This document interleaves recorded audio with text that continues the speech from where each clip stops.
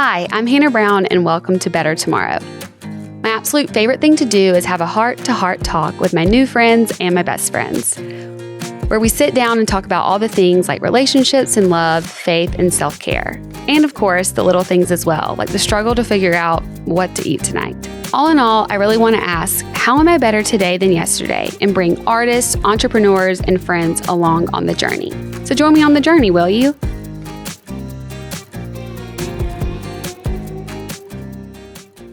Hello, everyone. Thank y'all so much for coming back to Better Tomorrow. And I'm so excited about today's guest because I need her. I'm so glad that I've had her in my life. And I feel like you guys are like in for such a treat, such a blessing.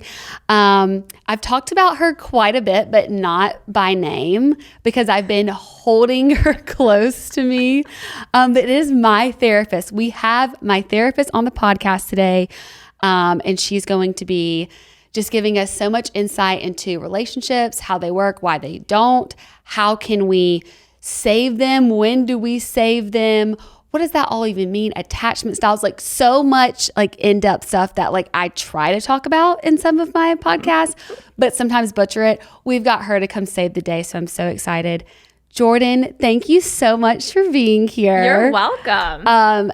It's a little bit different. We're in like reverse reverse roles because you're normally helping guide my conversation. You're getting me like literally sprawled out on your couch being like, literally, I don't know what I'm doing in my life. Help me. And now I'm trying to guide a conversation. So this is very different for us. You're asking the questions this time. I am asking all the questions.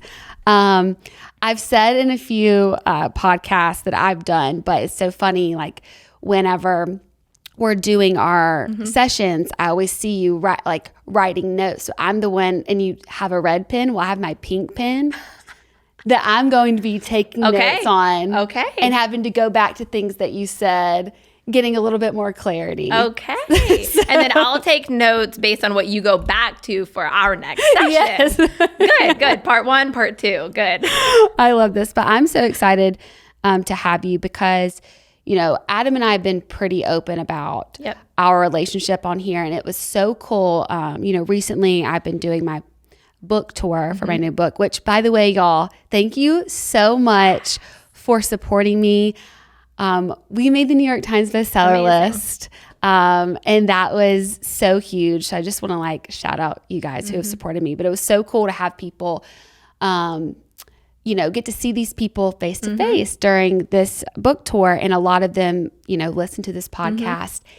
And there were so many people that mentioned how much they loved how open Adam and I have been about our relationship and how those episodes have been so helpful for them. Yeah. And this was not just like once or twice, it was multiple times, just like how much people needed that. Didn't, you know, feel as alone, especially so many girls getting engaged and having anxiety and not knowing that was come from and being ashamed of that. Or I had a few couples come that were like, we've watched you and everything, but we loved how you talked about you and Adam going to couples therapy and how it's not like the stigma around what that means about your relationship. And it was just so cool to be able to have that experience. But it even made me realize how much people are just really needing more information to not feel so alone, or questioning, you know, certain things in relationship. Is this wrong? Am I in the right type of relationship? And just like how to have a healthy relationship. I don't feel like there's a lot of people really teaching us the right that's things. what I was about to say. The irony is there's so much information out there about relationships, but we still have all the same questions and everybody's still struggling at the same level. So there's obviously something missing. And then you feel like there's something wrong with you because you're like, there is so much information. Why is it not working for me and my partner? Or why can I not, you know, get in a healthy relationship? Even today on the drive here, I was like, I'm so excited about this because, you know, I'm listening. We've talked about this, like listening to the radio and also listening to different podcasts, and you'll hear people having conversations about relationships that have no business giving relationship advice. We should not be, you know, listening to different songs and letting that that's an emotional experience and how that can like start making you have these like memories of these relationships and warping them. It's crazy. Oh yeah. But that's what we let guide us instead of. It feels normal. Yeah. I mean, most songs are either written, and we'll talk more about attachment in a bit, but are written from either this anxious perspective or an avoidant perspective. I mean, Taylor Swift's new album. Oh my gosh. Anxious attachment all over. I'm like, can I please help her? She's going to get into another cycle. But I mean, we hear that and it's normal. So we're like, okay, obviously if someone's writing about how I'm feeling, I must not be alone. And that feels good. I think that's why we search for music that fits exactly how we feel, and we find it because so many of us are feeling the same way. Yeah. But there's very few songs that are written about really secure, long love because a lot of people aren't experiencing that. That's not what's hitting. And again, it's like we're talking about it. We're obviously in movies it plays it out, in music it plays it out, but we're not figuring out how to solve the problem. Yeah, like what actually works. Yeah. So I just thought it would be great to start out just you sharing more about how you became a therapist, what you do and how it's different, because I will say like this has been such a unique experience that I've had working with you. Yeah. And this is, I've said this on different podcasts, like not all therapy is the same. No. And you have been very different for me. So if you can just kind of go into that, that'd be awesome. Yeah. So I would say, a lot of people, when they find out I'm a therapist, just in a normal setting, they're like, why? Why would you what caused that? And I became a therapist because I needed what my clients were going to need. I grew up with a single dad. I didn't grow up in a home that had a good model for relationships. And pretty young, I was just so curious about why do some work and some don't? This like big question everybody else is searching for. I started searching for when I was young.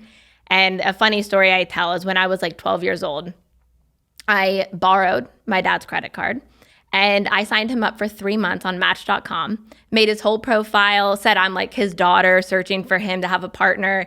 And I presented it to my dad and my dad chuckled and went on one date for me, but nitpicked it. Obviously it didn't work out. But at such a young age, I was like, why do so many people fall in love?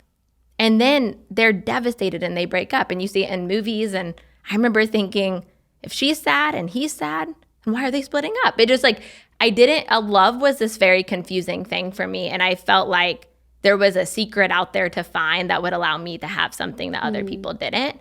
And so when I was in college, I started the track of wanting to be a lawyer because I'm very direct, which will obviously get into how I do things a little bit different. But I decided the one thing that I could study forever and never get bored of was relationships. And at the time I was in a relationship that had been great and started off strong and then was starting to change. And I was like, okay, couples therapists must have some secret. So I don't know why I didn't think to just go to a couples therapist. I was like, I'm going to become one and I will figure out the answer at some point. And so I really decided to be a relationship therapist from the start because I wanted to know how to have a great relationship. And so I think people can see me now. I'm in an amazing relationship now.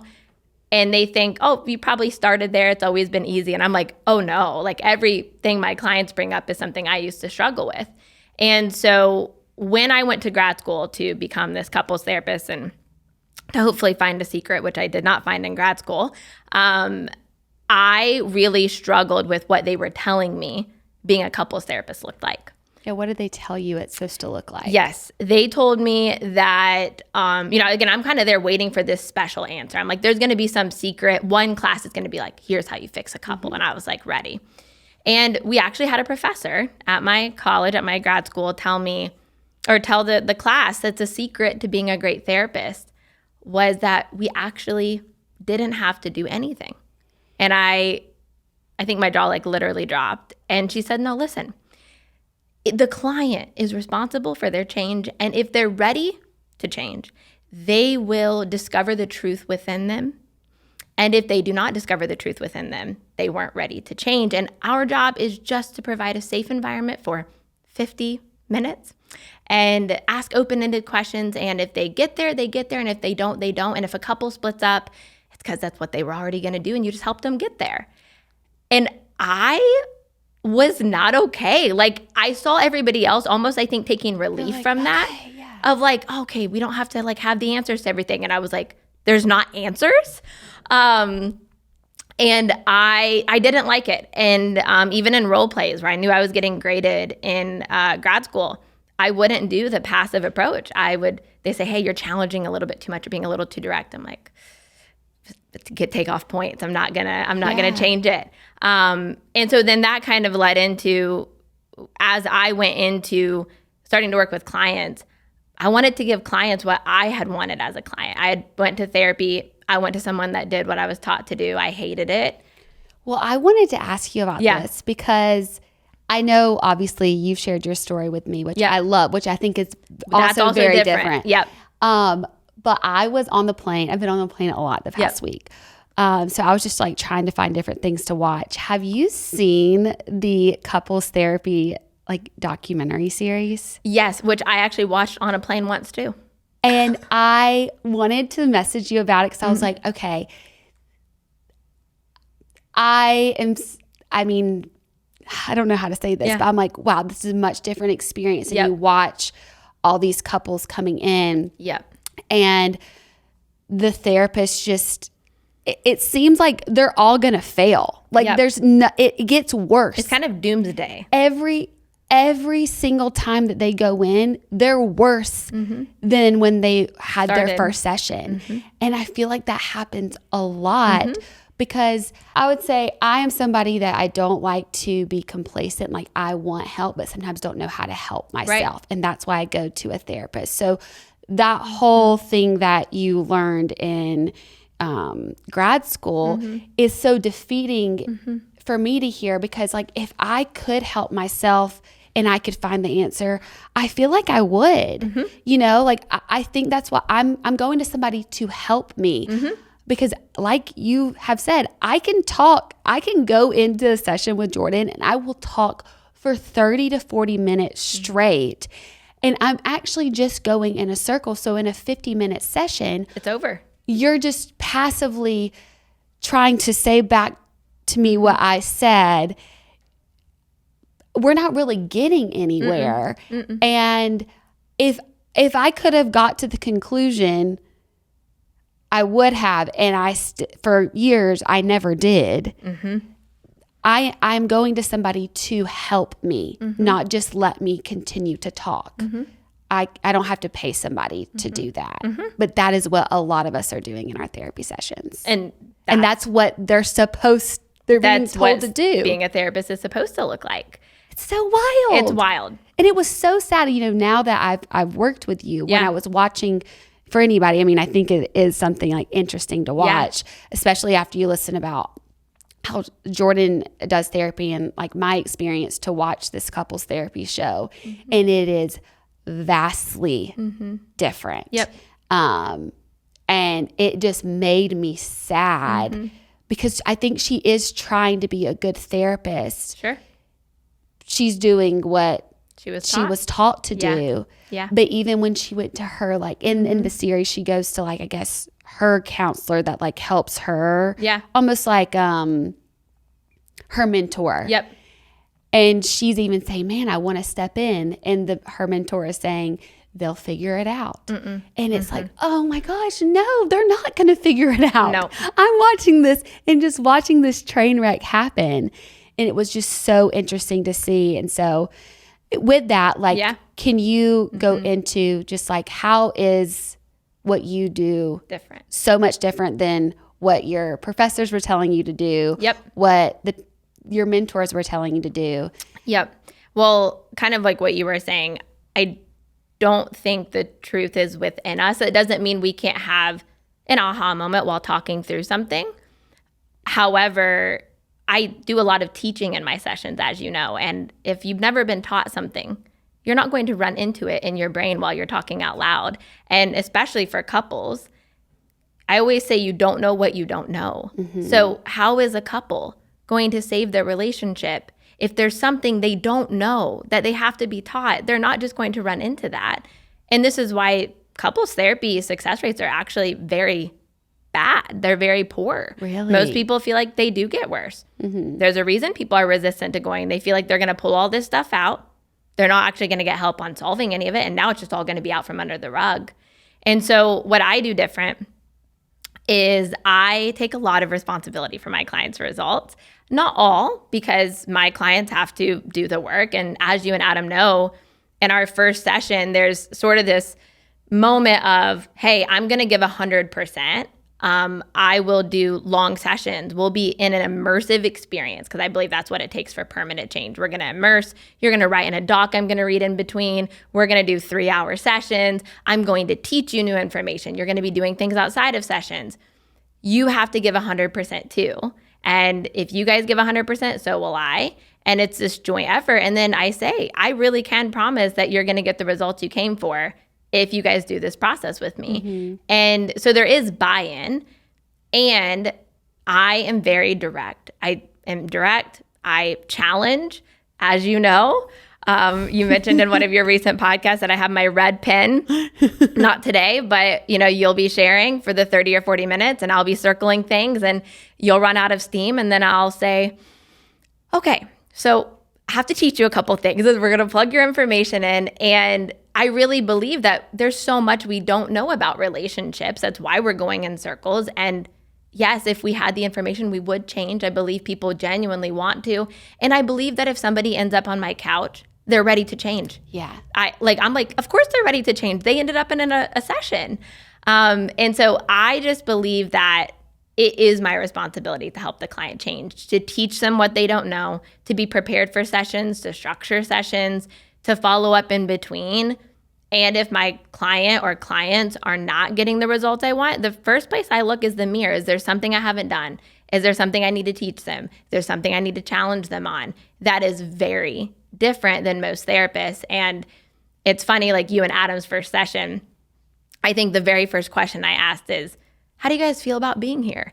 And, Adam thought therapy would be very passive. So he was like, well, if it's the way that it's always been told, it looks not very excited. And then you were like, I've done therapy forever. And to be honest, I'm kind of over it. Mm-hmm. And I was like, perfect.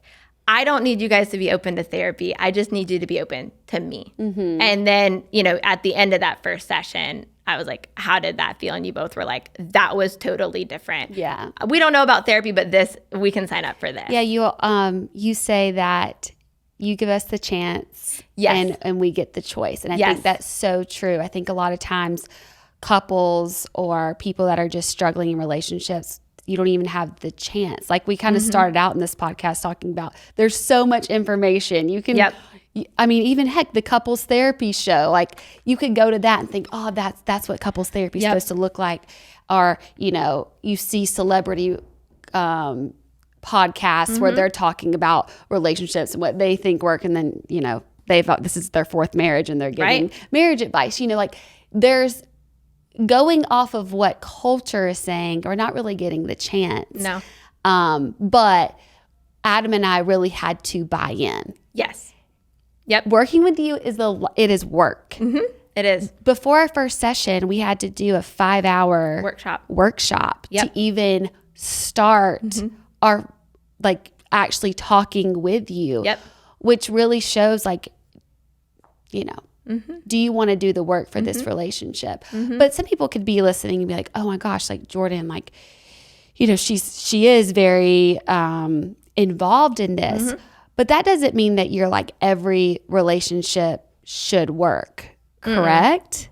I think that I believe, as you know, there's a big sign in our waiting room that says compatibility is an achievement, not a precursor. And I think too often people end relationships because they say, oh, we're just not compatible in our love languages, or we're just not compatible in our communication patterns. And I'm like, no, it's not that. I think the biggest factor is, do both people have a growth mindset? And when I say a growth mindset, I think a lot of us have seen examples of success when it comes to people losing weight or being healthy, looking a certain way. So people have growth mindsets about health. We see people having successful businesses. So we have models for that. So we're growth minded about that. Very few of us see great relationships behind closed doors in love, lasting a long time. Again, I'm talking about off social media where you can really see it.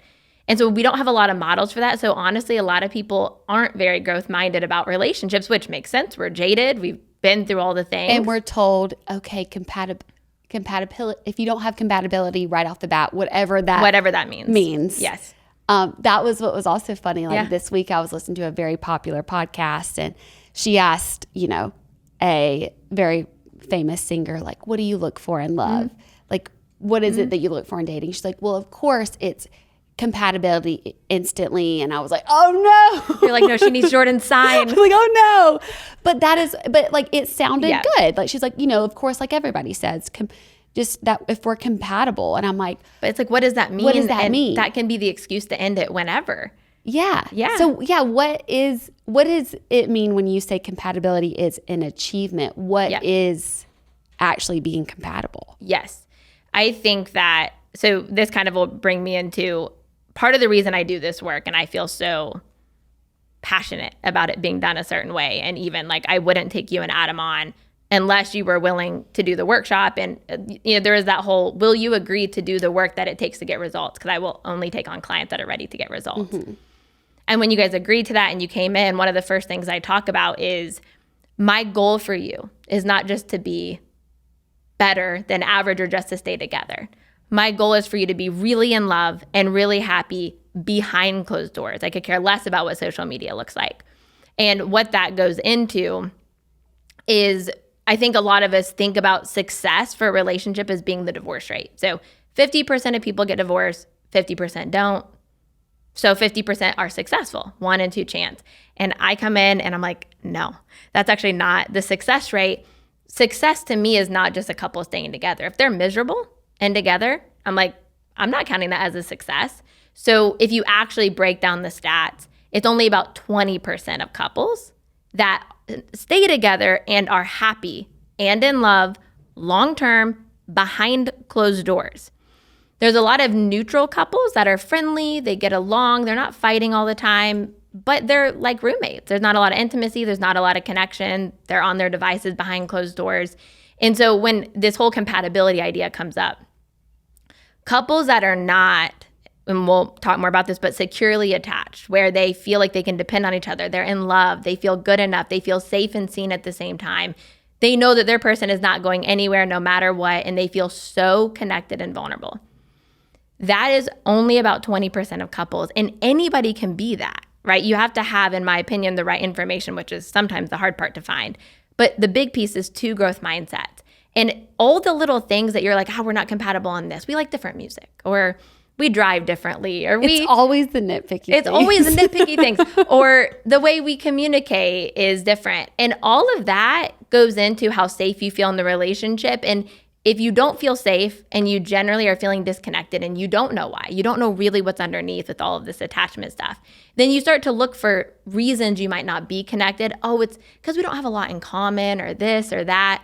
And so you see compatibility as this thing that's fixed. Well, we're not similar on this, so we'll never be similar on this. We should just break up. And then we start looking for people that are identical to us, but you can still have an insecurely attached relationship with those people. And so when I say compatibility is an achievement, I'm saying aside from some just core values, everything can be, compatibility can be achieved on when you feel really safe in the relationship and you both have a growth mindset. If one person doesn't, I said this to you and Adam in the first session, you both have to have a growth mindset, meaning you're willing to push through obstacles, learn, believe that if others have done it, so can you, and put in the work to do this. And if you guys have 2 growth mindsets and then I have the right information, you guys can be a top 20% kind of couple.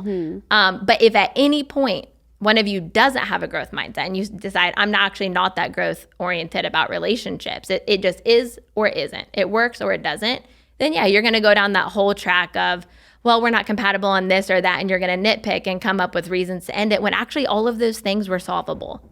And so that's why that sign's there. It's not that there aren't some values that, yes, you have to generally match up on, but it's that for the most part, people use that as the reason to end things, or what they fill in the blank for why it's not working. It's not working. We don't know why. We must not be compatible. It's just this weird fill in the blank thing that's not actually the thing. Yeah. I love that you said that, because I do think, like you said, when there's like moral differences. Sure. There's some core values. Core values, like that's going to be hard to mend that relationship because the foundation is already like, you have a different set of foundation that you want to use to build like your house on. Yep. But I do believe, like you said, there's a lot of times it is things that could be worked on, but having two people that want to do it's also really tough. Because like I think I've had a lot of people message me or talk to me now more about this because I've been more open, you know, about Adam and I doing this couples therapy work. And it sucks when I've had some conversations with people and they're like, I would love to do that. But my partner is never going to step into therapy. I try to talk to them about it. They just roll their eyes. And that's not fully going to work either. Yep. Whenever there's a case like that, I always say, well, this is also like unpopular opinion as a therapist. If it's a client and let's say a woman's like, I really want to get my partner in, but they won't come. Because I know how different the experience is going to be than what they're imagining, I'm like, do whatever you got to do to bring them in. Hit them over the head with a pan, drag them in. They wake up in the office. I don't care what you have to do. Just get them in because it's not what they think. Yeah. But obviously, if it's not a client, I think I never give up on someone per se. If someone says my partner just, they won't do any of this. I say, okay, well, they don't know what they don't know. So the reason for a fixed mindset, I think we can look down on somebody who's fixed minded. We're like, why would you be fixed minded? It's a protective mechanism. A fixed mindset comes from, I've tried to solve this before. It didn't work. Now I have to cope with it as is. And people, especially, women and men, but especially men that have a fixed mindset where they seem uninterested in therapy or uninterested in relationship resources, it's because deep down they feel like they're broken, they're defective in some way, that they've already tried to make this kind of thing work. It's not going to work for them, or they're going to find out how bad they are if they go. And also because therapy a lot of times is kind of this mushy, gushy, just validation central where nothing really happens. Sometimes the person who seems fixed-minded actually just wants action and tools. They're actually growth-minded. But what they think it's going to look like doesn't feel like that. Yeah. And so I always tell people, get your partner to just be let in on some of this information. So even if, you and I are going to talk about attachment, like the person listening to this right now, ask your partner to just listen to a 1-hour podcast with you. Just however long you've been together, your relationship deserves an hour podcast if you're struggling. Listen to what we're about to talk about. Listen to the cycle we're about to talk about. Most couples don't work out. Like if you don't want to be like everybody else, you got to do something different. And so a lot of times if somebody can just understand the problem better and they realize there's actual hope. I mean, even you and Adam, there were things that you're like, maybe this thing won't get better. And I'm like, wait a second, actually it can get better. And then you realize, there's a solution to this. And then suddenly you're very growth-minded about fixing that. And you guys became more and more excited about therapy as you were learning more and more about, oh my gosh, all these things we were struggling with are fixable. And so a lot of times switching someone from a fixed mindset to a growth mindset is about giving them information that will bring them hope and clarity where they're like, oh wait, that's why we have this problem and it's fixable? I'm in. So I have a lot of clients now that are like my best, most growth-minded clients, a lot of men that started out as the client who didn't want to be there in the first session. And then once they learned new information, they were like, oh my gosh, this is so different than I expected. Yeah. And if someone gets some of the information and still refuses, that's the chance and choice. Yeah. It's like you give someone the chance to have awareness. Then they get to choose if they have a growth mindset or not. And if they have a growth mindset, man, you can get through almost anything with that plus the right tools. If someone doesn't, I always say it's very common to have someone being growth-minded about a fixed-minded partner. They're just so growth-minded that their fixed-minded partner is going to change. And you really have to have two people that are willing to do the work. Yeah. Yeah. So that kind of goes into what you've kind of hinted at of like, why do you think 80% of marriages fail and there's only that 20% that actually succeed and have happy marriages? So the simple word is attachment. And I'll preface this by saying attachment's really popular right now. everybody's talking about it. I've noticed that on TikTok and things. It's very popular. It's a fad now. But it's honestly being talked about really poorly. So a lot of times I hear something, I'm so glad there's more information out about it, but it's a lot of times the wrong information or trying to help people cope with their attachment style rather than change it. But attachment, and so what's attachment? I feel like I try to simplify it. Attachment is a very specific kind of dynamic that happens with someone you have to depend on. So this is a little different than friendships. It's not that we can't be avoidant or anxious in friendships, but this is an attachment with our parents who we had to depend on. Our kids will have an attachment to us because they'll have to depend on us. And then it's our partners. Okay. And this is attachment theory. Yes, attachment theory. Yep. And this attachment that we have, it all comes down to how comfortable do I feel depending on you and having you depend on me? Do I think you're going to reject me if I open up? Do I think you're going to abandon me? Are you available when I need you? Do I think that you think I'm a burden, or do I think that you really care about showing up for me? And this kind of will determine the quality of an attachment. So then there's two categories. There's secure attachment and there's insecure attachment. Secure attachment is all the things you want. It's you feel loved and good enough and seen and safe at the same time, and you're close and you can make eye contact and you're vulnerable and you know your partner is never going anywhere. Even if there's a misunderstanding, you don't jump to conclusions that you're going to lose each other. It's the relationship everybody wants, and there's lots of passion in secure relationships. We often think like stable doesn't mean passionate. That's not true. There's lots of research that proves that. So secure attachment's what we want. Insecure attachment is what most of us have. And I think a lot of people think they have a secure attachment if they can control their emotions. That is not secure attachment. I always tell the super independent person that's like controlling their emotions, they're like, I'm securely attached and I need no one. And I'm like, okay, you're just coping with neglect and you can't be securely attached, not attached to someone. So even there's people out there that I think control their emotions and would call themselves securely attached, and they are not. So most of us have what's called an insecure attachment style. And that can come from a lot of places. It can come from, most of us did not have parents that grew up with Brené Brown. They didn't have the vulnerability era. And so they all had room to improve on being more emotionally responsive.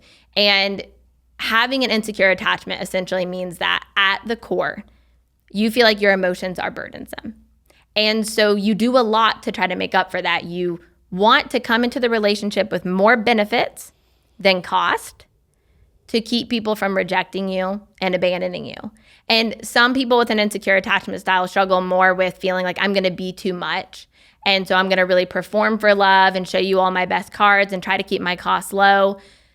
They're afraid of being abandoned, so they're trying to make sure that their partner needs them. Other people, and this I would say is more you, is more afraid that someone's going to see the real them beyond the performance and then reject them. And so either way, there's something wrong with me. I'm either not enough or too much, not lovable, and I'm a burden. And so I got to keep my benefits high and my costs low. And if I don't, I'll be rejected when people finally get to know me, or people will leave me. And most people both have insecure attachment styles. So we get into relationships, and at the beginning, it's fine because we're not dependent on each other yet. And attachment styles get triggered when there's dependency. So the beginning, is all the chemistry. We're not thinking about any of that. It's easy. We get benefit of the doubt. This partner is amazing.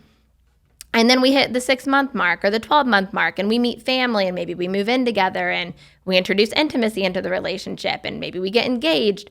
And all of these are signs that the dependency is going to increase. And in that moment, our brain goes, what has happened in the past when we've depended on people? Our brain is meant to protect us. And so it'll zoom back to that and go, oh, things went poorly. We've been rejected, abandoned, betrayed, changed on. And so then we start to act, whether it's more anxious or more avoidant in the relationship, which signals to the other person that things are changing. So they start to act anxious or avoidant. And we get into these cycles where there's only one person leaning in at a time. I call it the anxious avoidant cycle. A lot of people talk about that. And it feels like you both kind of can't stay leaned in for very long at the same time. And it's somebody's chasing and somebody's pulling back, and it feels very chaotic. And there's a lot of high highs and low lows. And when you look at the 80% of people that either get divorced or stay married but are unhappy, they have insecure attachment styles. And the couples that are the 20% that are thriving, that are in love, happy behind closed doors, they have a secure attachment style. And a lot of people talk about, well, here's how you cope with an anxious style. Here's how you cope with an avoidant style. And I'm like, man, we can do better than that. It's not about coping. It's about changing it. And that's where you and Adam come in of, I don't want to teach you both to cope with avoidant attachment styles. I want to help you rewire those and change those so your automatic reaction is to be securely attached to each other. And so that's really at the root of it. And pretty much any problem that a couple brings in to me, it all roots back down. I always call it leaves on a tree, that roots down to attachment of how safe do you feel in the relationship? What story do you tell yourself about yourself? And then how do you sabotage based on that? You've said it before, that you've mentioned it in podcasts that I've said, when given the choice to be right or happy, most of us subconsciously will choose to be right. And so if I don't believe I'm lovable, or I believe I'm likable, my performance is great, but I'm not lovable, and then someone loves me past my performance, that feels very strange. Yes, and like a vulnerable that I don't want to be. Yeah. I think. Yeah. Yeah. And it feels, our brain doesn't like things that feel unfamiliar. Yeah. Because it takes more energy for our brain to place it. And so it's like, well, that's strange. We kind of cock our head to the side. We're skeptical of it. We're like, okay, this has to be a joke. You're being paid to like me. There's something off here. And the reality is, if we were to let that person love us, we would have to change our viewpoint of ourselves. We'd have to go, maybe I was wrong. Maybe I am lovable. And instead, we're sort of waiting for them to realize that we're not. And we push over dominoes and we push people away that would try to give us a more secure relationship because it doesn't feel familiar. And obviously, this is what you talked about with Adam, while Adam can be avoidant and you can be avoidant and it looks a little different, Adam overall was unfamiliar for you.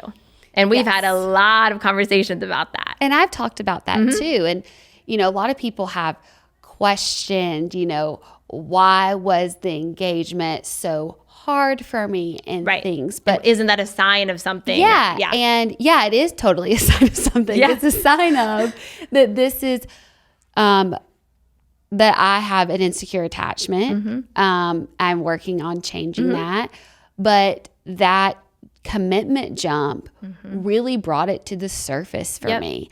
I think because both Adam and I, I love how you say, like, we don't really have to get caught up in the label of being avoidant or anxious. Because when I came into the first session, you thought I was anxious because I can show up that way sometimes, but and that can, like, I guess, change in some ways. But we were both pretty avoidant, and that comes from childhood stuff of why that is the way that we have.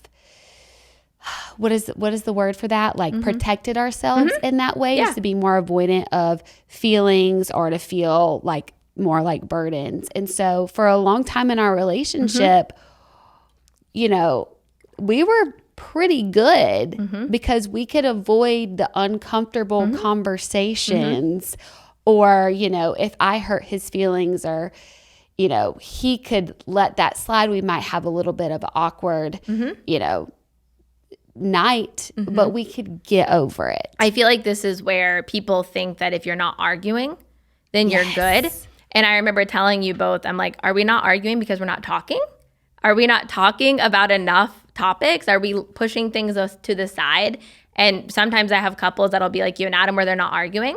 And they come in like, they're like, we didn't argue at all. And I'll be like, okay, your assignment is to get into one argument before I see you again, because that would mean we're talking about more things. But you guys, you were good, and anything that was too tricky, you pushed to the side, which we don't want to fight. But to be, because my normal cycle would to be with somebody that I would love to get in a heated fight. I mean, I would try to find a way to get in a heated fight. He wouldn't take the bait, but I didn't want to be the bad guy, so then I would let it slide. But there'd be something that would be like, I don't like this. We don't fight. We don't talk. But then we would just let that cycle go. But he was already different for me because he wouldn't, he didn't take the bait, which I hated for a while. I was like, what is going on? He didn't pull out the red pen and circle. No, and I'm like, I'm ready for it because I'm going to call out that red pen. I'm like, you need to stop. I'm going to get out my red pen. You're like, call me out for that. Yeah, let's go. Let's go. that is what I'm used to. And I thought of that as passion. And I'm like, oh, we don't have passion because we don't argue. When somebody hurts the other person's feelings, we don't care enough to call it out. Isn't that funny? We associate like aggressive conflict with you must care about me. Yes. Which is why we pick fights, because we're like, are you still here? Let me pick a fight and see if you care. Oh, you got upset. You do still care. Yes. And I started to worry. I'm like, oh, we don't fight. What's going on? But really the thing is we're not being like completely honest with we don't ourselves. Feel safe enough to go there right now. Yeah. We don't feel, first of all, not being honest with ourselves. And we haven't created that safety to be able to go there with each other. And I just felt like this information was so amazing for us to be able to understand like how we show up and why we are finding ourselves in these patterns in our relationship. And it's not that we needed to know that we were avoidant. It was that like, oh, this is all coming from an insecure place that actually started a long time ago. And being able to heal that so that I could show up for this relationship has been so amazing for me and really freaking hard. Yeah. Like, and to be able to do that with someone. I really think our last session was like really the time that I felt that safety there to be able to talk about something pretty intense from my childhood that is affecting my life and my relationship today. And to be able to, first of all, like tap into that, but then to have your partner beside you, like go through that with you and be there and watch you be vulnerable and be vulnerable about the experience that he's being a part of. Like that was so wild. And it just shows and not just wild, but like so like a relief of some way to know like I can like be this open with somebody and I don't have to be likable right now, that I'm actually really loved, like really loved right now in this really dark, scary place. We could have never done that, 4 months ago. So it takes a lot of work, but I think it takes a lot of work with the right information. Yes. One thing that all that makes me think of is those moments for you and Adam, which there's moments that stick out over the last 4 months of you guys in the session that I can picture. It's the whole feeling safe and seen at the same time. I love that because I had never experienced that in my entire life. It's like we've felt one or the other. Yes. We've felt seen, but not safe. Safe, but that's because we weren't being seen. And I will never forget, I think this was maybe 2 months ago now, or maybe 3 months ago. And you and Adam were in a session together. And also for everybody to know, I see you individually, I see Adam individually. That's also something most therapists don't do. I'm like, I'm not going to get 3 people involved here. This is my couple. In the one-on-ones, I'll know more about what's going on for them so I can show up in the couple session. And so you guys had been having a variety of one-on-ones and couples, and we came together for a couple session. And I kind of had all the pieces. And a big goal of mine is to create these emotionally reparative moments where you've had moments where you've shared and in the past, not necessarily with each other, felt rejected or felt judged. And we need new experiences to create a secure attachment. And I'll never forget the session where you shared something really vulnerable and had that moment of feeling safe and seen at the same time. And Adam showed up so well. I mean, you guys were looking at each other on the couch, not me, so tuned in. And I remember I was watching you from the side, and then you turned to me and you were like, I felt it. I felt the secure attachment. That thing I felt. And you like looked at Adam like, oh my gosh, this is like what that feels like. And that was such a cool moment. That's like why I do the work I do. Is I'm like, yes. And it feels so different than dancing around something or having a lukewarm, vulnerable moment. It was so raw, so vulnerable, and so good. And those are the moments I live for in sessions. And you had one then, and you've had a lot more since then. Yeah. Okay. I'm changing course when you said that, though. this is what, like, I'm so thankful that I've had that experience. But like, also want people to know that was like 2.5 hours in. Mm-hmm. We had a lot of lukewarm being able to be there for each other moments.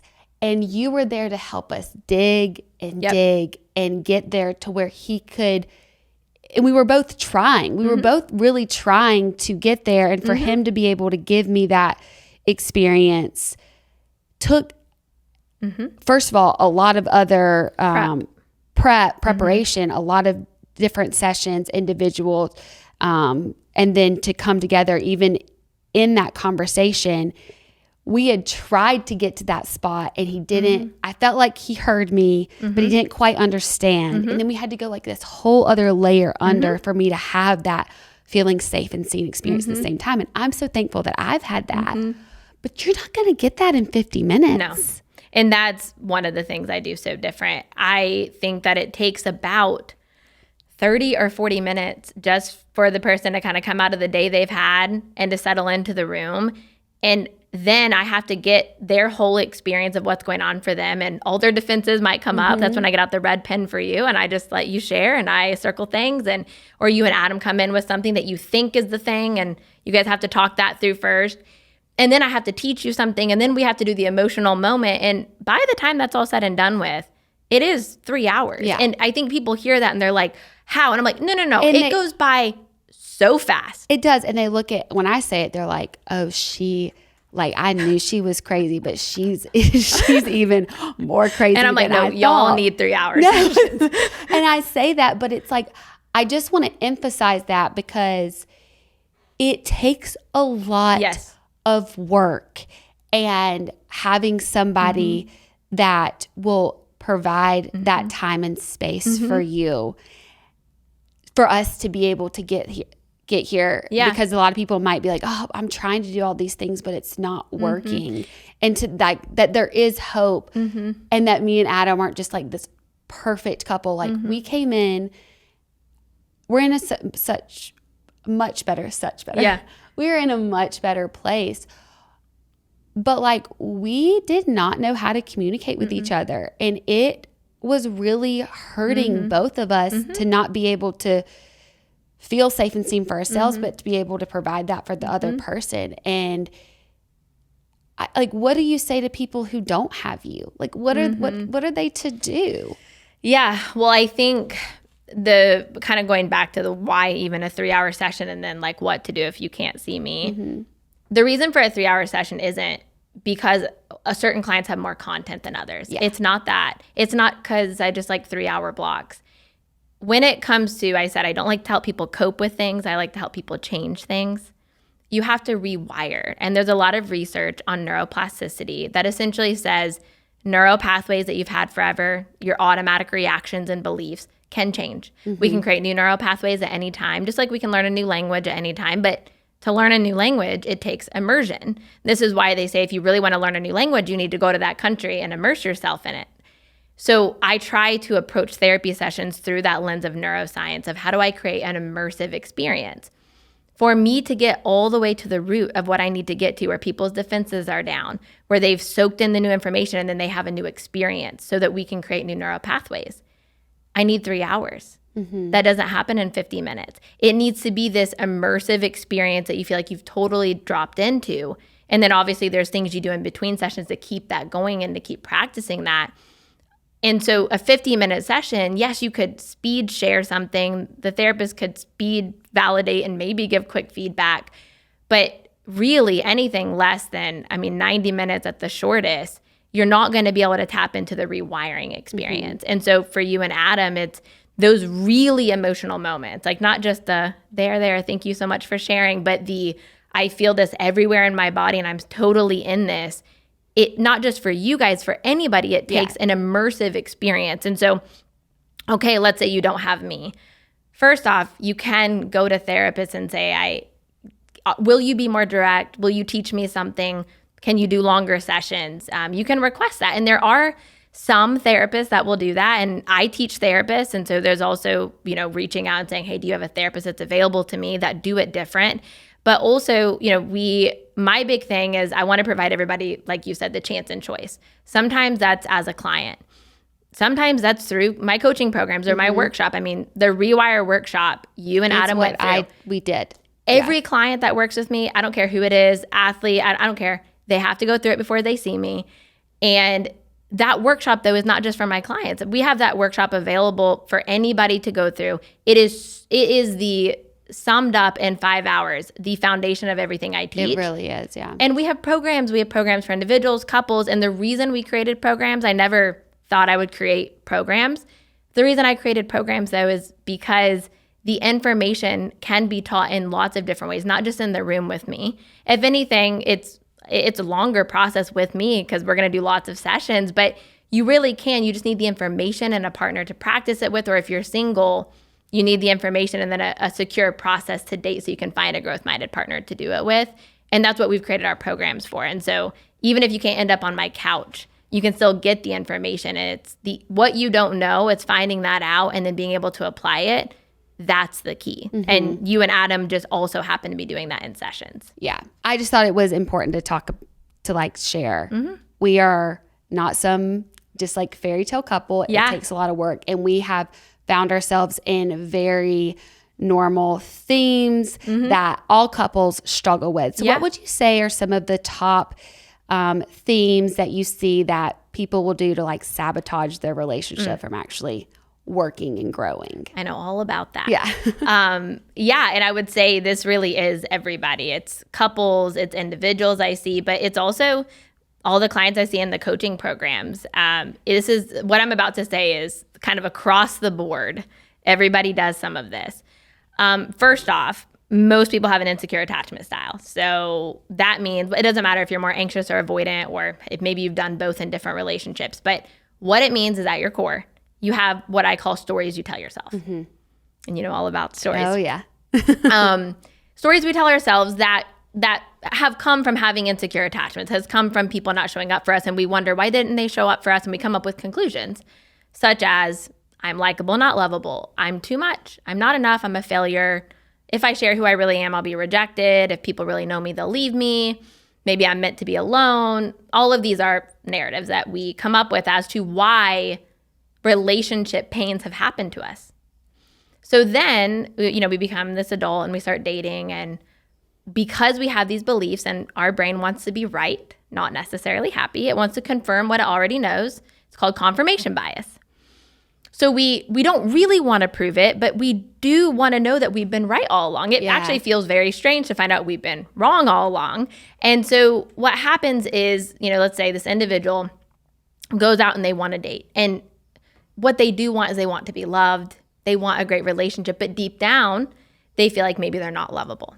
So they go out on the dating scene and they start swiping or going on dates. And it's really common that we are drawn to people that we have chemistry with.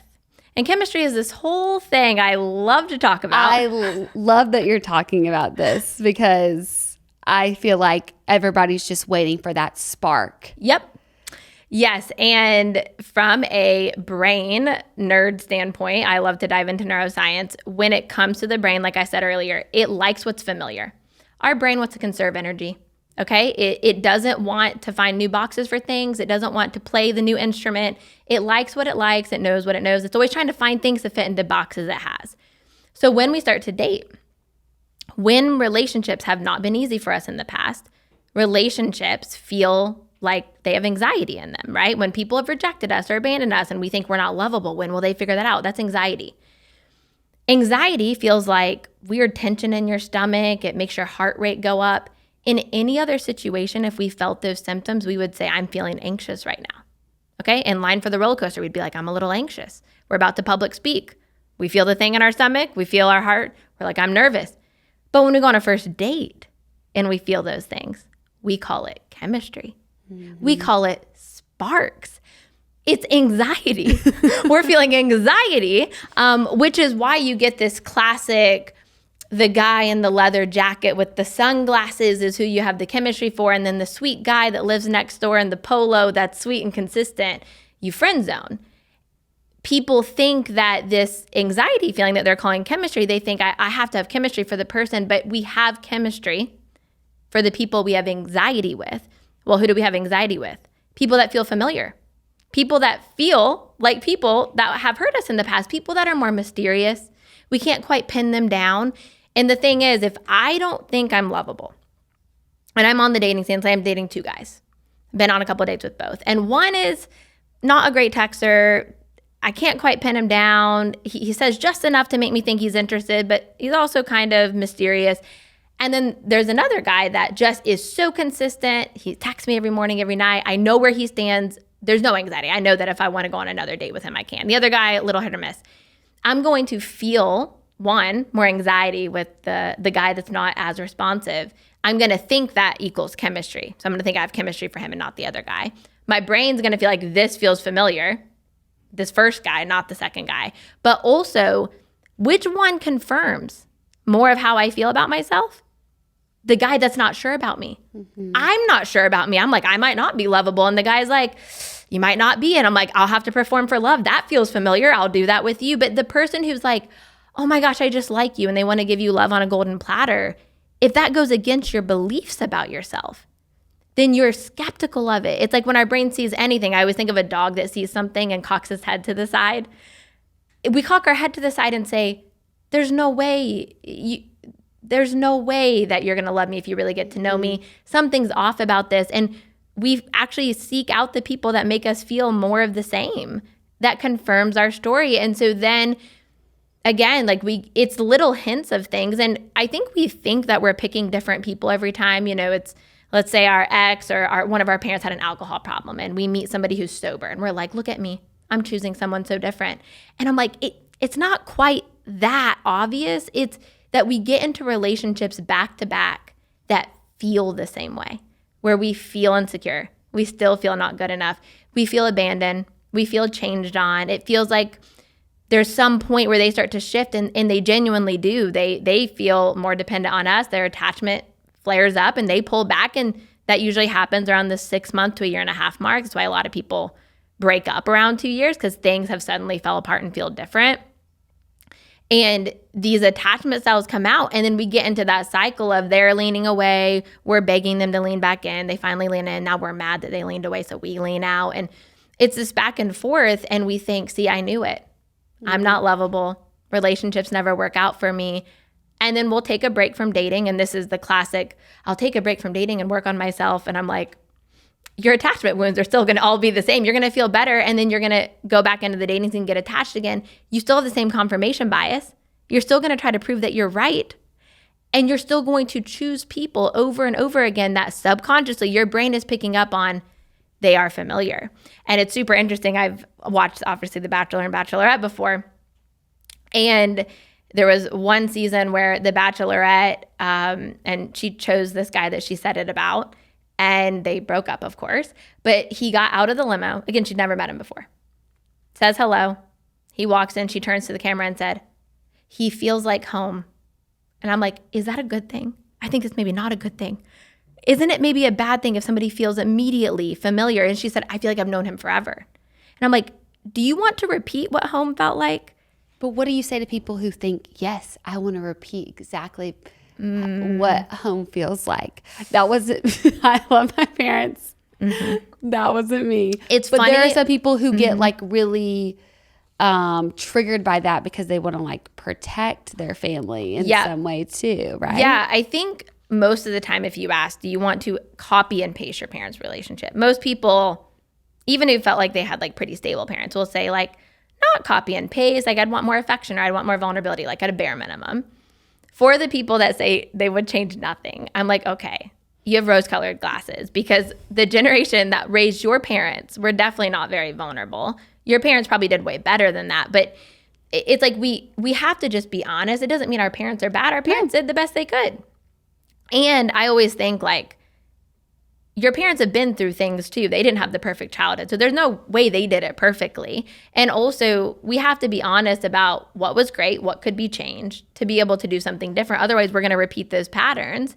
And when we meet someone and we think instant chemistry, quote unquote chemistry, instant, oh my gosh, I feel like I've known you forever. That is literally our brain at a very subconscious level going, there are things about this person that feel familiar. I know this person. We have a box for this person. And we end up being more drawn to them because our brain's like, we know the drill here. We know where this goes. And even though we don't really want that cycle again, it's what we know. And it confirms our bias that relationships are scary, unsafe, that we're not lovable, that we're not good enough. It confirms that.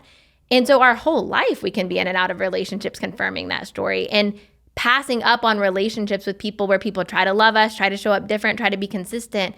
But because we are mistakenly calling anxiety chemistry, the person that does not give us anxiety, the person that feels unfamiliar because they're so stable and safe and they're treating us like we are so deserving, we reject them because we don't believe them and because we're skeptical of them and because they're unfamiliar.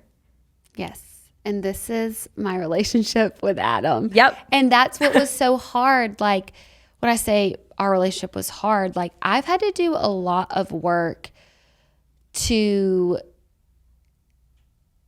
allow myself to be in this relationship with Adam because it is so unfamiliar. I feel like a lot of the relationships in my past, I felt that instant chemistry or spark in some way. And what I've learned from you, they almost were like sometimes a version of my relationship with my mom or a version of a relationship with my dad that I've wanted to change in some way. I want to fix the loop. Yep. I want there to be a different ending. Yes.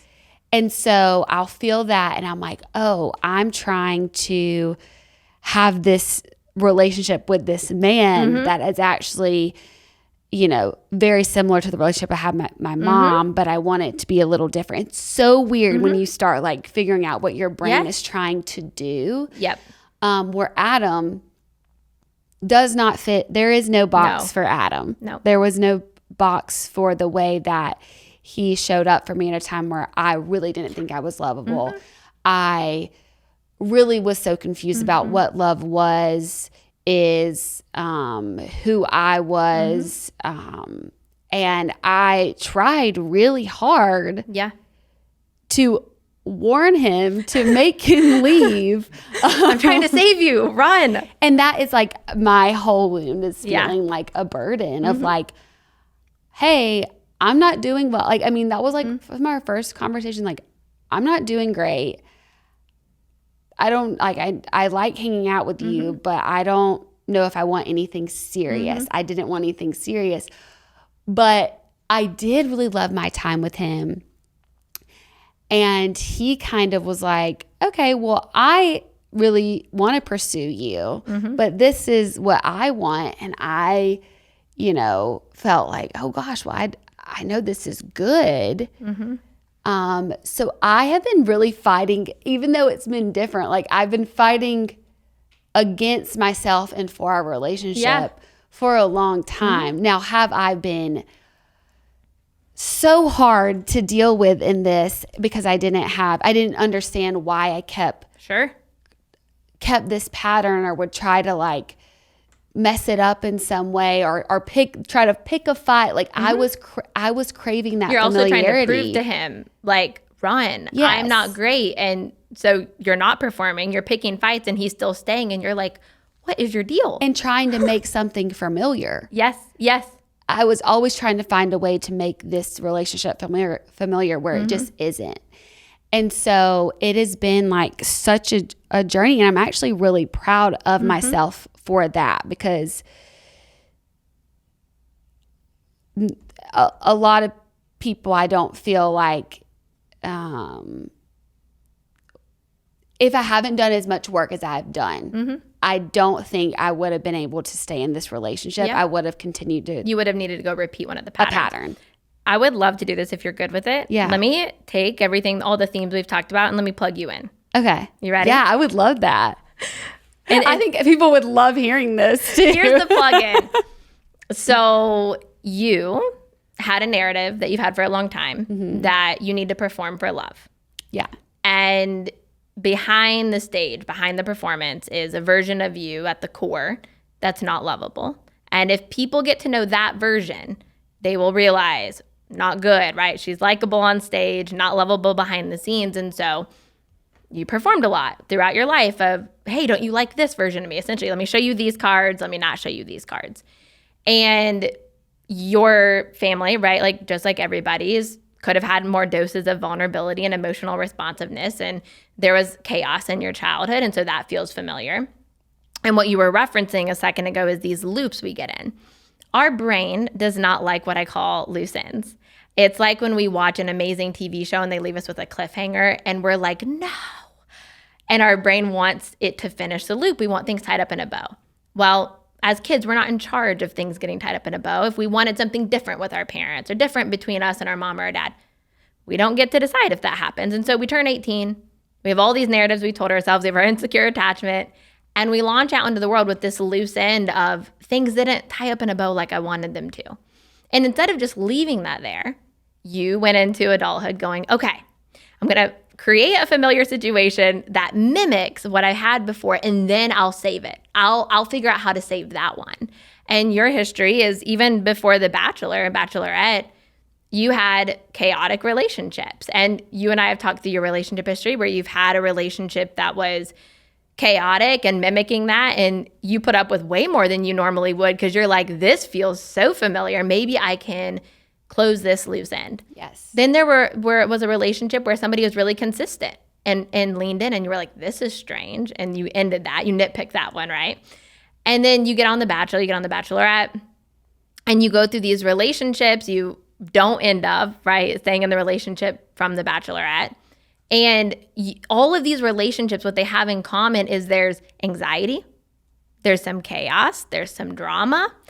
The drama. I love the drama. I mean, literally The Bachelorette, the whole show that people are getting to see you on, yes, there's raw moments, but you're performing. You're 1,000%. in a performative, I mean, your dresses are perfect, your hair is perfect. It's all performative. There's literally cameras everywhere. Yeah. So then after all that, right? I have a stop point and a start point of a conversation. Right. It's not a normal. It's not normal way to get to meet somebody, much less fall in love. And it's all going into your narrative of I do have to perform for love. Mm-hmm. So even whoever it would have been that you would have ended up with, there would have been this thought of, if you really knew me in the day-to-day life, would you have picked me if it wasn't for this like perfect broadcasted show? Yeah. So then after all that, obviously you talk about this, you have a few really tough years. You're going through Dancing with the Stars. You're having a mental low. So you're even more in the like, what is wrong with me? I'm so defective. Something's off with me. I suck. I'm not lovable, all of it. And then because of that, you're so jaded. You're like, I'm not getting in a relationship because once people get to know me, they'll see I'm not great. So with Adam, it's kind of a joke that you're going on dates at the time. You're not actually looking. You're not like, I'm looking for an intentional relationship. I always remember you guys talk about your first date. You showed up with like a hat on. You biked there for tacos. Sweaty in a sweatshirt. And he's like, hello? And you show up, no performance, raw, vulnerable, because you don't care. You're not even trying to perform. And he's so intrigued by how just raw and vulnerable you were. And from the get-go, Adam's like, I like you very much. And you're like, what? But I'm not performing, but I'm a mess right now, but this, but that. And he's like, I still really like you. And so from the beginning, day one, it's like Adam is mismatching you. We call him mismatch, something different than what we expect based on our history. You're not performing and someone's saying, I really like you. You're struggling mentally and someone's like, you're great. You feel like a burden and they're like, I love showing up for you. And you're like, what? Yeah. And they're being consistent. You don't have to wonder if they're going to change their mind. They're steady, which feels not like chaos that you're used to. There's not the anxiety. And so you sort of have this, like, I don't have a reason to end this. This is good. This is what I was looking for, but why does it feel so strange? Yes. And Adam was mismatching what you thought relationships could look like. He was not going to help create the dynamic that you had a loose end on. And he was also loving you in spite of you being in a personal low. And so then you fast forward to your engagement. Getting engaged, while it's not quite marriage, it is the sign that we are getting married. And it is a commitment jump, meaning we're going to be more dependent on each other. And I think for the whole engagement, that week specifically, you were in a low. not with Adam, but you were just in a low. And so of all weeks, for someone to decide that they want to marry you, in your mind, you're like, that doesn't make any sense. This is not my good week. And he proposes and is like, I love you and I want to commit my whole life to you, even this week, which it's like, it makes me emotional. Like the beauty and the fact that that was the week he proposed, it wasn't like your quote best week, was such a mismatch. And I think your brain, it was this whole, this is not going to recreate my childhood. I'm not going to get to close up that loose end. I've just got to grieve that my childhood wasn't quite the way I wanted. And I have a new relationship now that's different. This person loves me at my lowest. Maybe I'm not going to be rejected. Maybe the core me, at least he might be crazy, but at least he does love me there. And so your confirmation bias was really working against this relationship with Adam. What was familiar to you was working against it. And I know we've had sessions where you'll bring up most topics really vulnerably, and then there'll be some topics you just pop off with and like essentially try to spark a fight. And I'm like, hey, your parents used to fight about this. We are not going to repeat this. And it's like, it's constantly checking that confirmation bias. And I always ask you, would you rather be right or happy? And you're like, happy. And I'm like, okay, then we have to be wrong. And Adam's going to prove you wrong, and I'm going to prove you wrong, and you're going to prove yourself wrong. And so you getting kind of put into all of that, it's like you were reading books, you were looking up information, you had even been to therapy, and yet hadn't found the right information. And so you're like, something's just wrong with me. Why can't I settle into this great relationship? And why do I feel so unsettled? And then once you learned all this, you're like, oh my gosh, Adam is unfamiliar, and that's what I wanted. I didn't want to repeat the past. I do want this. This is so great. I am lovable. I'm willing to be wrong. And then that's kind of what opened up the whole transformation for both of you. Totally. I think one of the things that really helped me, because I remember right before the engagement, the whole thing that freaked us, I'm like, Adam, like, I don't think I even know what love is anyway. But that was really true. And I think a lot of us don't actually know what love is. And now I've experienced what love is. But can you kind of speak into like, what is love? And maybe like what it's not? Because what we're fed is love was not what I was always experiencing. So that's why I was confused. And I love how you talk about our definition of love, where that comes from. And do you really want to repeat that definition of love? So what is a definition that we can look for, that we can be for our partner, that we can expect from a partner? Yes. I think that's so important to reflect on, because the word love, even when we say I love you to a new partner, can feel like a really scary moment, not just because it's vulnerable to share that, but because for most of us, when we've said I love you, things still don't work out. And love has been used in relationships where we've been really hurt. And so I remember I had you do this exercise of writing down realistically what love has been for you, and then what you actually want it to be. And for most people, what they write down that love has been, not what they want it to be, but what it has been, they'll write down things like love is rejection, love is abandonment, love is feeling insecure. Love is never feeling safe and seen at the same time. Love is chaos. Love is anxiety. Love is people changing on you, people betraying you. Love is getting abandoned, right?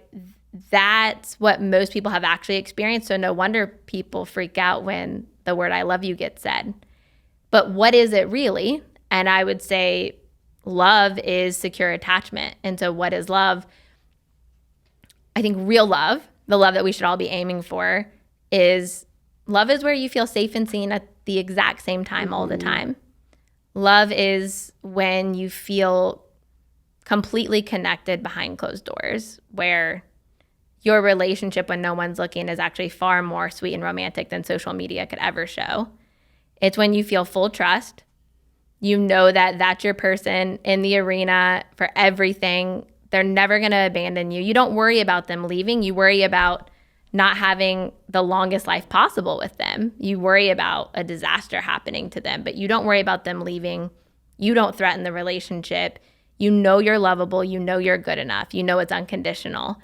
Misunderstandings are nothing. You guys figure that out. You're growth minded. There's no wall you wouldn't go through. And you both know that, which builds a lot of trust. Like no matter what comes up, we'll figure it out. Love feels very safe. And I don't want to miss this part. Love is really passionate. And what most of us are used to is this chemistry, quote, chemistry, that comes on very strong right at the beginning. And then everybody says, it fades. It's like it's the honeymoon phase, 6 months or so, and it fades out.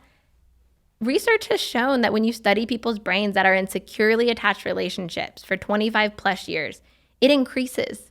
The chemistry, like the actual excitement for their partner, not anxiety, but excitement increases over time when you feel safe. And so people often think you can't have safety and passion. That is not true.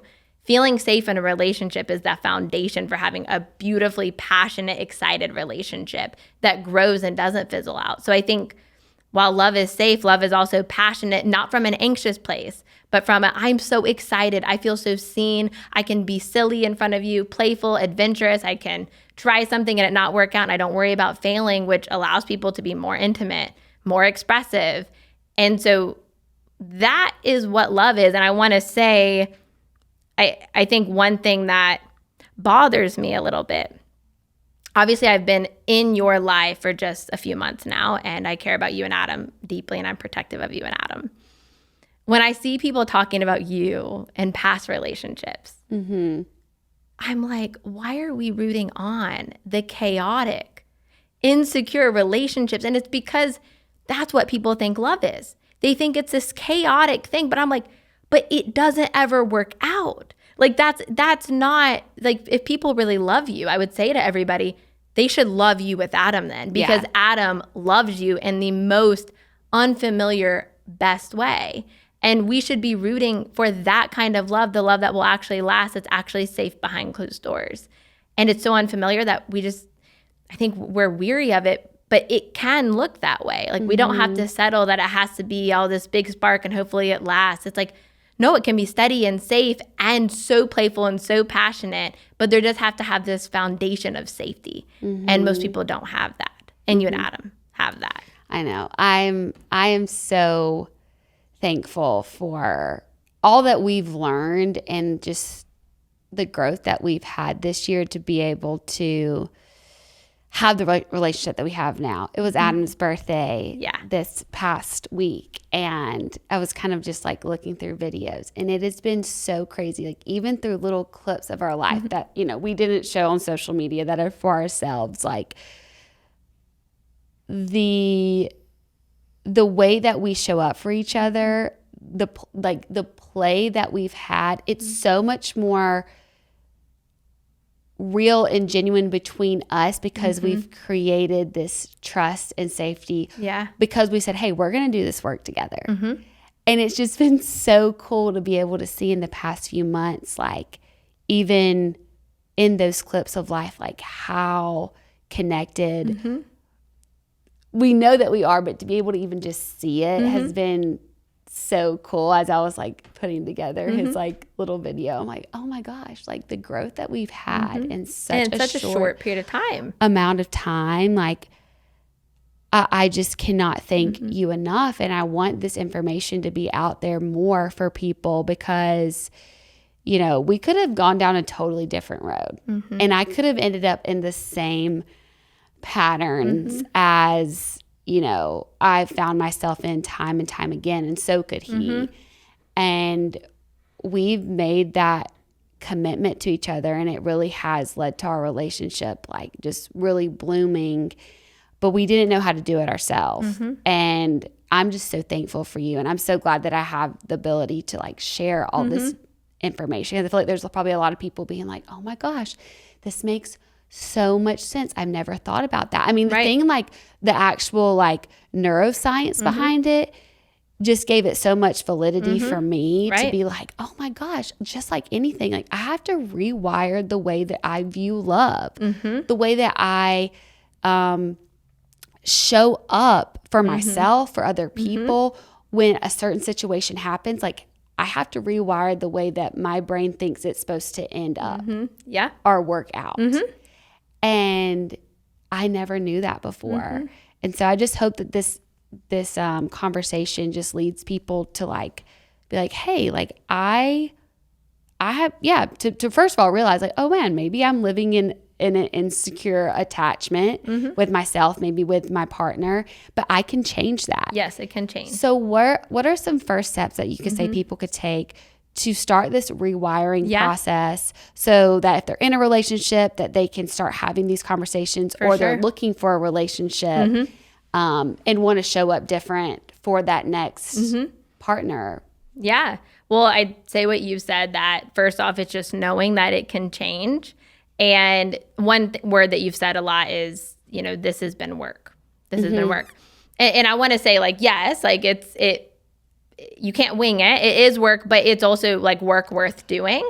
Totally. Yeah. Like, it's been enjoyable to be able to have the tools to change. And it's funny. It's like, and not to be like, I'm stuck in the same place again, to see the growth of the work. Yeah.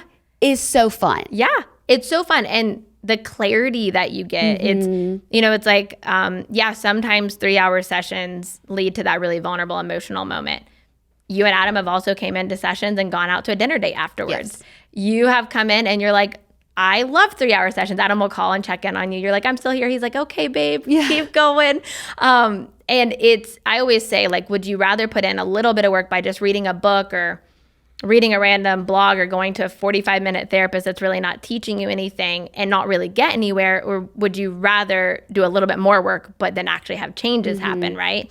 For the amount of work you two have put in, your relationship has changed drastically in just a few months.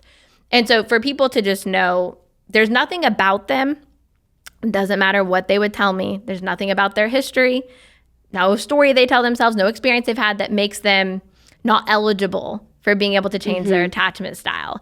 And obviously, more of my story, but I've had trauma, I've had things that are all the check boxes people would say, well, I've had this, so I probably won't be able to have a healthy relationship. I'm like, not true, because I had that and I'm in a healthy relationship. So we come up with all these reasons why, it'll work for Hannah, it'll work for Jourdan, but it won't work for me. And that's just that narrative trying to confirm itself. So I would tell people, you're not the exception. I always say you're special, but not that special to be the one person that's not wired for love. We start out so wired for secure attachment. So the second thing, beyond like one, you can change, is to keep in mind that you're not trying to change to something you've never been before. We're changing back to where we started. Babies start out wanting care and touch and love and responsiveness, and they're expressive. We all start out with this idea that relationships are safe and secure, and we can rewire back to that. And 3, where would be first steps? So like I said, I started out this journey of being a therapist, and it was because of my frustration that I don't believe there's a lot of good therapy out there. And I don't think there's a lot of good books on love. I don't think there's a lot of good coaching that, helps you with love. And so while I am a therapist, I also run those online programs. And that is called Relationship Theory. So anybody can go to relationshiptheory.com. We have programs for couples. We have programs for individuals. There's programs if you want to do it more yourself and get the workshop only, or go through trainings to help rewire and give you more clarity over to why you've had the patterns you've had. You can go that route. If you want to be coached by someone that follows this process, that does what I do with the long sessions, the immersive experience, and will actually coach you through the process, we have that too. And we created those so that more people than just those that could end up on my couch could get this information. And so I think the best starting place is the workshop, which is where you and Adam started. I was going to say, that's where I started. And they can picture you guys watching it. That's where you guys began. Oh, yeah. We printed, we went to Staples. We printed it out. So we had our own copy. Yep. And I keep it in my desk drawer. So does Adam. Like, we use that so much. But that would be like where I would suggest to start. And I know there's gonna be so many people like, I want to work with Jourdan, but this is what we this is where you start. This is where everybody starts, no matter what. Even if somebody does work with me, they have to start here. But I just am like, sorry, I didn't mean to cut you off. No, you're good. But no, I've been waiting to do this because I wanted to feel like comfortable to be able to share you. But now I've shared you, and I've done my work, guys. It is now your job to go look up and start these programs and use this amazing information that Jourdan has out there, because it really has like changed my life and changed the way that I viewed myself. Yeah. The way I view relationships. And I feel like there's a lot of people out there that, are stuck in some limiting beliefs and don't know how to get out of them. And I'm saying that this information can change your life and can change your viewpoint and can lead you to a really happy relationship. So thank you so much for coming. So welcome. I love you so much, and I'm so thankful for you. And I'm excited for everyone else. Me too. To be able to like now have this information. The chance. They have the chance. You guys have been given some awareness, some next steps. That's your chance. And then the choice is yours. Totally. Yep. Thank you so much. You're welcome.